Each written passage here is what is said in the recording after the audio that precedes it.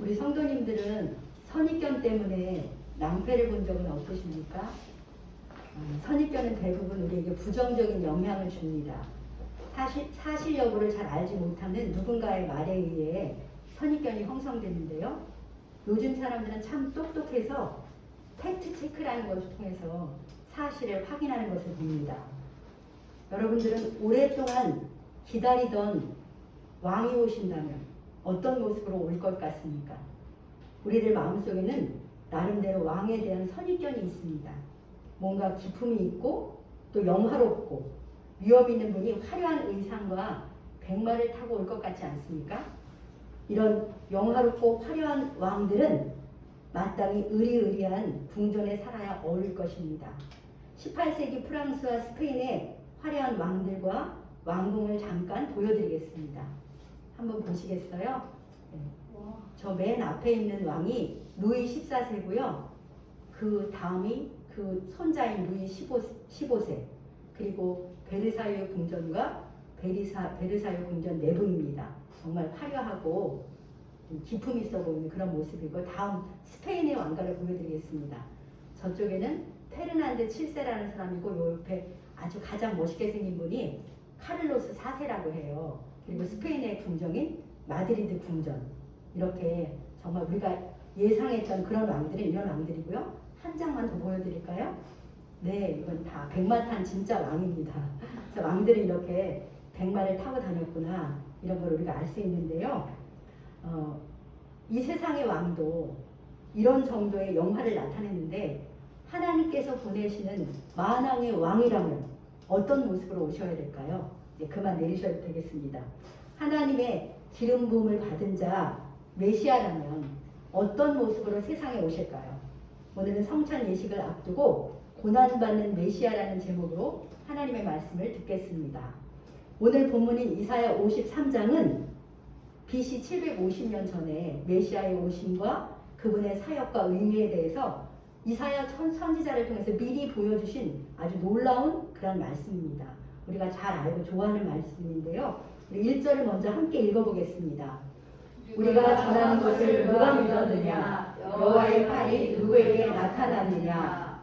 네, 메시아가 오시는 기쁜 소식을 우리가 전하고 있지만 누가 이것을 믿겠느냐? 아무도 믿지 못할 것이다 라는 반어법적 질문으로 시작합니다.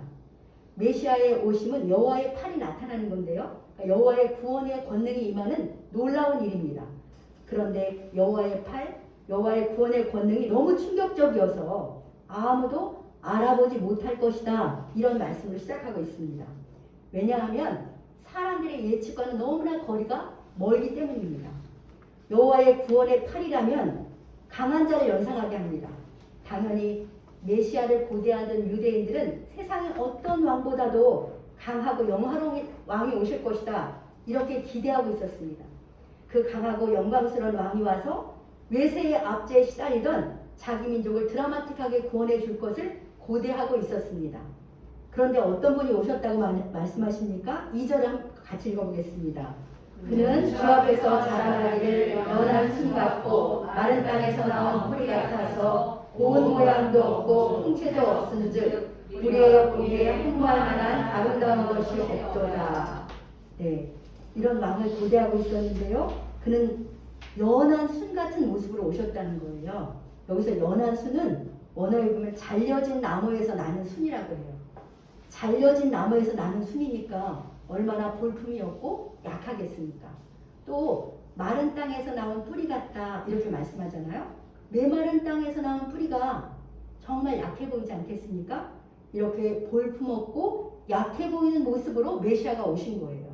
그래서 거기에 나오죠. 고운 모양도 없고 풍채도 없은즉, 예수님의 외모가 고운 모양도 아니고 풍채도 없은즉 우리의 보기에 흠모할 만한 아름다운 것이 없도다. 아까 그 사진의 왕들은 보기에 흠모할 만한 모습이 있었는데 만왕의 왕은 그런 모습이 아니라는 거죠.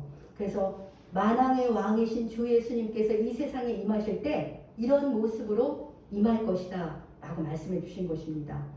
사람들의 기대와는 너무 다른 모습으로 오시지 않습니까? 참으로 하나님의 구원은 누구도 예상하지 못한 모습으로 임하셨습니다. 그 그분은 위풍당당한 왕의 모습으로 오시지 않고요. 도리어 처녀 몸에 잉태하여서 태어난 연약한 아기로, 가장 약한 사람, 아기로 오셨습니다. 그리고 화려한 왕궁은커녕 누추하고 냄새나는 말구에 오셨습니다. 누가 상상이나 했겠습니까? 그분은 나사렛에서 무슨 선한 것이 날 수 있느냐? 라고 하는 그 나사렛에서 성장하셨습니다. 갈릴리 변방, 별 볼 일 없는 동네 나사렛에서 이름 없는 목수의 아들로 자라나신 것이죠. 그분은 외모도 출신도 사람들이 전혀 기대하지 않은 평범하고 낮은 모습, 낮은 자리에서 사셨습니다. 왜 메시아가 이런 모습으로 오셨을까요? 이것이 우리 하나님의 지혜이고 능력입니다. 하나님의 구원은 강한 힘에 있지 않음을 보여주시는 것이죠. 여호와의 구원은 사람들이 전혀 기대하지 않는 곳에서 올 것이라고 선지자를 통해서 하나님이 이미 예언을 하셨습니다. 이렇게 이미 말씀해 주셨어도 사람들은 메시아에 대한 선입견에 계속 붙들려 있었던 것이죠. 그래서 그 약속대로 말씀하신 대로 오신 메시아를 알아보지 못하고 어떻게 대접했다고 3절에서 말씀하십니까? 우리 3절을 같이 읽어보겠습니다. 그는 멸시를 받아 사람들에게 버림받았으며 간고를 많이 겪었으며 질고를 아는 자라. 마치 사람들이 그에 대해서 얼굴을 가리는 것 같이 멸시를 당하였고 우리도 그를 귀히 여기지 아니하였도다. 사람들은 오신 메시아를 멸시하고 버렸습니다. 왕이신 메시아가 예언대로 하나님의 말씀대로 오셨지만 완악하고 무지한 사람들은 선입견에 사로잡혀 있었기 때문에 그분을 알아볼 수가 없었습니다. 왕이 자기 땅에 왔지만 자기 백성이 영접하지 않은 것이죠. 그저 별 볼 일 없는 나사렛 출신의 목수의 아들로만 바라보면서 주님을 귀하게 여기지 않았습니다. 혹시 여러분들은 사람들의 멸시가 당하는 그 사람에게 얼마나 큰 상처와 고통을 주는지 알고 계십니까? 사실 당해보지 않았으면 정확하게 알기는 어려운데요. 우리가 사람들의 멸시는 정말 견디기 어려운 정신적 고통을 주어서 사람을 죽음으로까지 내모는 것을 우리는 종종 보고 있습니다. 여기서 예수님이 간구를 많이 겪으셨다고 했는데요. 간구라는 원어의 뜻은 감당하기 어려운 정신적 고통을 말합니다. 그러니까 예수님은 우리와 같은 사람이셨잖아요. 그 사람들의 멸시와 배척은 인간이셨던 예수님에게 감당하기 어려운 정신적 고통을 주었던 것이죠. 인간의 죄악됨과 완악함을 다 아시는 분이셨지만 우리와 같은 감정을 갖고 계셨기 때문에 그렇게 사람으로부터 오는 거절감, 모멸감은 사실 예수님의 마음에 큰 상처와 고통을 안겨주었을 것입니다. 이처럼 예수님은 간고를 많이 겪으신 분이십니다. 또 왕이신 그분은 빌라도의 관정에서 옷 벗김을 당하고요. 희롱과 침뱉음을 당하는 그러한 멸시를 당하셨습니다. 격분시키기에 충분한 치욕을 당하셨지만 주님은 놀랍게도 털 깎는 자 앞에 잠자는 어린 양같이 그 입을 열지 않고 참으셨습니다. 우리 주님이 겪으신 간고와 질고가 세상 놀랍고 마음이 아프지 않습니까? 만왕의 왕께서 어찌 이 낮은 모습으로 오셔서 아무것도 아닌 피조물들에게 이와 같은 멸시와 천대, 조롱을 당하셨을까요? 4절 말씀이 그것을 이야기해주고 있는데요. 그는 실로 우리의 질고를 지고 우리의 슬픔을 당하신 것입니다. 이 슬픔이 바로 간고입니다. 주님은 우리의 질고를 지고 우리의 슬픔을 당하시느라 이렇게 만왕의 왕이시지만 멸시와 천대, 조롱을 묵묵히 감당하신 것입니다. 이 세상에 어떤 낮고 천한 자의 슬픔도 주님은 다 경험하시고 아시는 분이십니다. 그분이 겪는 멸시는 요즘 사람들이 당하는 따돌림의 고통, 그리고 억울한 소문의 고통까지도 다 감당하신 그런 주님이신 거죠. 우리의 모든 질고를 주시고 우리의 모든 슬픔을 경험하심으로 우리와 완전히 동일시하시는 만왕의 왕께 감사와 찬양과 경배를 드립시다. 할렐루야. 세상의 가치관으로는 도저히 상상할 수 없는 연약한 종으로 오신 메시아는 어떻게 우리의 구원을 이루실까요?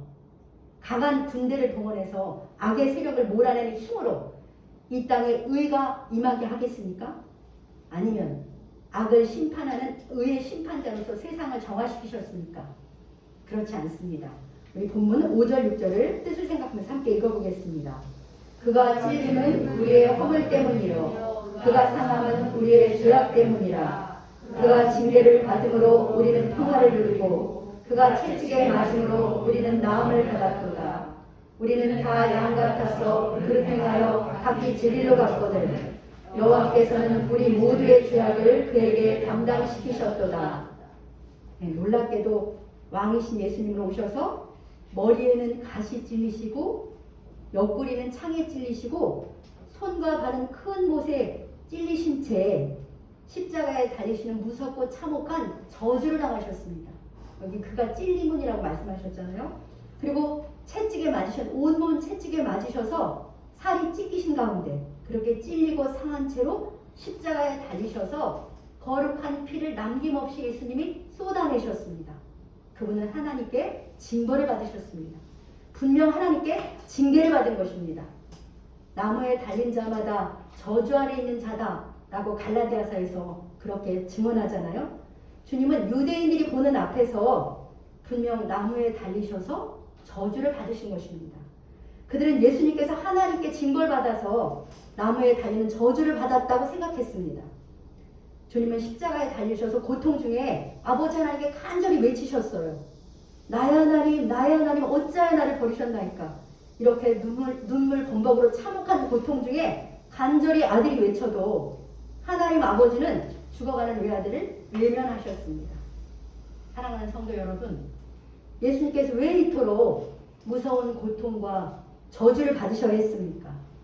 무엇 때문에 하나님께서는 외아들의 그 외침을 외면하셔야 했습니까? 그것은 우리의 허물과 죄악 때문입니다. 나의 허물과 죄악 때문에 예수님은 찔리고 상하셔야 했습니다. 주님이 저주받지 않으시면 우리가 저주를 받을 수밖에 없으니까요. 주님이 죽지 않으시면 우리가 죽을 수밖에 없기 때문입니다. 그럼 우리 성도님들은 여기에 우리의 허물과 죄악이라고 말씀하시는데요. 하나님 앞에 나의 허물과 죄악이 무엇인지 알고 계십니까? 6절 말씀에서 허물과 죄악을 한마디로 표현해 주셨어요. 우리는 다 양 같아서 그릇 행하여 각기 제 길로 갔다. 이렇게 표현하셨습니다. 우리는 다 고집스러운 양과 같아요. 그래서 각자 우리 육체의 욕심을 따라 마음에 원하는 대로 그렇게 살아서 하나님 보시기에 그릇된 길을 가고 있었던 것이죠. 우리의 왕이시고 주인이신 하나님은 우리의 안중에 없었습니다. 우리는 그분을 버렸습니다. 이것이 우리의 허물과 죄악입니다. 왕을 배반하고 왕은 없다고 멸시한 죄, 내 삶의 주인은 나라고 고집하면서 내 마음대로 산 죄가 가장 크고 근본적인 우리의 허물과 죄악입니다. 여러분들은 하나님 앞에 이런 자신의 허물과 죄를 하나님 앞에서 인정하십니까? 그렇습니다. 우리는 모두 하나님을 버리고 내 마음대로 산 그러한 죄인들입니다. 하나님을 버린 우리가 하나님 앞에 얼마나 합당치 않은 삶을 살았는지 수많은 죄악을 범하고 살았는데요.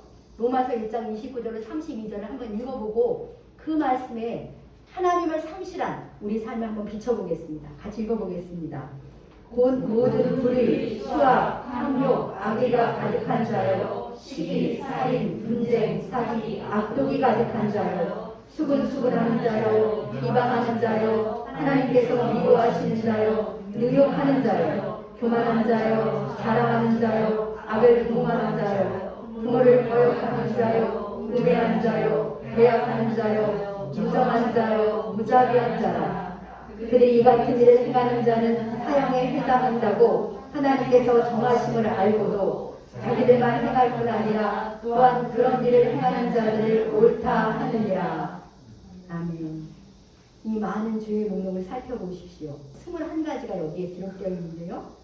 내가 해당되지 않는 것, 그것이 몇 개나 있습니까? 인간이니까 다 그렇지 뭐. 남들도 그러는데 뭐. 이렇게 생각하면서 대수롭지 않게 생각하신다면 큰 오산입니다. 하나님은 분명히 선언하고 계십니다. 이 같은 일을 행하는 자는 사형에 해당한다 라고 하나님께서 분명히 선언하셨습니다. 그래서 우리는 죄의 대가로 이미 죽어 있었습니다. 그리고 앞으로 또 죽을 것입니다. 그 후에는 하나님의 공의로운 심판을 받아서 지옥의 형벌에 떨어질 수밖에 없는 것이 우리의 처지입니다. 그런데요, 감사하게도 하나님께서는 우리를 공의대로 처벌하지 못하십니다. 왜 공의대로 우리를 처벌하지 못하십니까? 하나님께서 우리를 사랑하시기 때문입니다. 사랑하시는 그 백성, 그 자녀가 지옥에 떨어지는 것을 하나님이 보실 수가 없으신 것이죠. 우리와 우리 아버지는 사랑이시거든요. 그래서 그 사랑 때문에 우리의 죄를 따라 우리를 처벌하지 않으신 거예요. 처벌할 수가 없으신 것이죠. 그러니까 무슨 일이 생긴 거예요? 하나님의 공의와 하나님의 사랑이 충돌하게 된 것입니다. 공의에 따르면 죄값은 사망이니까 우리를 버려 지옥에 보내야 합니다. 그런데 사랑에 따르면 그럼에도 불구하고 우리를 용서해 주셔야 하거든요. 하나님의 공의와 사랑은 이렇게 충돌했는데요. 이 공의와 사랑의 충돌 문제를 우리 하나님은 어떤 지혜로 해결하셨습니까? 하나님이 친히 사람이 되셔서 우리 대신 형벌 받으시는 십자가로 해결하셨습니다.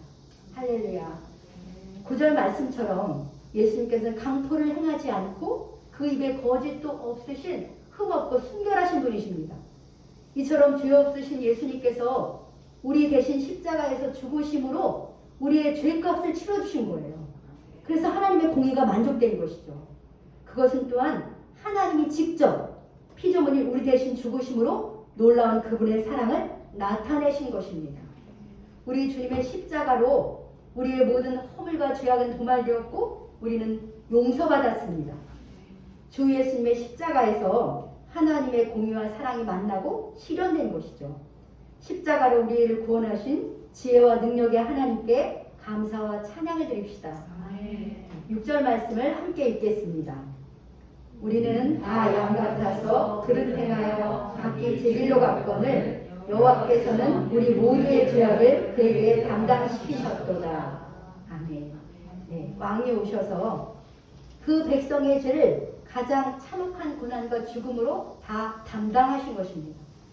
죽음으로 우리 죄를 사하셔서 우리의 구원을 이루셨습니다. 이것이 우리에게 임한 구원이고 이것이 구원하시는 하나님의 방법, 왕의 방법인 것입니다. 참으로 놀라운 우리 왕의 지혜와 사랑에 우리 모두 깊은 감사와 찬양을 드리기 원합니다. 사랑하는 성도 여러분, 여러분들은 이처럼 고난받는 종으로 오신 예수님을 우리 청년들이 들었으면 좋겠습니다. 나의 왕, 나의 주님으로 고백하셨습니까? 그분을 여러분의 마음에 나의 주님으로 지금 모시고 계십니까? 모두 아멘이신 줄 믿습니다. 이제 우리 모두는 고난받는 메시아로 말미암아 하나님의 구원의 은총을 받았습니다. 이제 우리는 주 예수님으로 말미암아 평화를 누리게 되었어요. 어떤 평화를 누리고 사십니까? 먼저는 하나님과의 평화죠. 이제는 우리는 더 이상 하나님의 공의의 심판, 형벌을 두려워하지 않습니다. 도리어 하나님은 나의 왕이 되시고 나의 아버지로서 나를 사랑해 주시고 나를 용서해 주시고 나를 보살펴 주신다는 그 믿음 안에서 우리는 큰 평화를 누리고 살고 있습니다. 이렇게 우리 하나님과의 화평 속에서 의와 평강과 희락을 누리는 하나님의 나라 안에서 우리가 살게 된 것이죠. 또 우리는 사람과의 관계에서도 평화를 누리고 있습니다.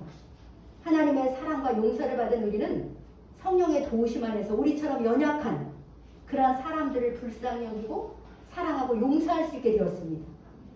주님께서 징계받으심으로 이제 우리는 그분 안에서 평화, 샬롬을 누리게 되었습니다. 또 주님께서 채찍에 맞으심으로 우리는 나음을 받았습니다. 아무도 이해하지 못하는 내 마음속에 깊은 상처까지도 나음을 받게 되었고요. 육체의 모든 질병에서도 우리는 나음을 입습니다. 주님께서 우리의 모든 연약함을 짊어지셨기 때문입니다. 할렐루야. 사랑하는 성도 여러분, 우리 주님께서 주신 은혜가 너무나 크고 놀랍지 않습니까?